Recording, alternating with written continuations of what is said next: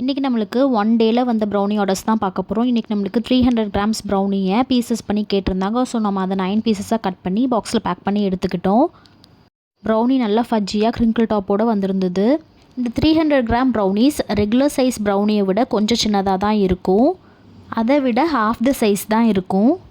Heart shape brownie slab ஒன்று order வந்திருந்தது. So நம்ம அதுக்கும் ப்ரௌனி ரெடி பண்ணி எடுத்துக்கிட்டோம். ரெடி பண்ணி எடுத்த ப்ரௌனி மேலே நம்ம டார்க் சாக்லேட் கனாஷ் இப்போ கோட் பண்ணிகிட்ருக்கோம். கனாஷ் கோட் பண்ணிவிட்டு மேலே இந்த மாதிரி டிசைன் பண்ணுறதும் ரொம்ப சாட்டிஸ்ஃபைங்காக இருக்கும்.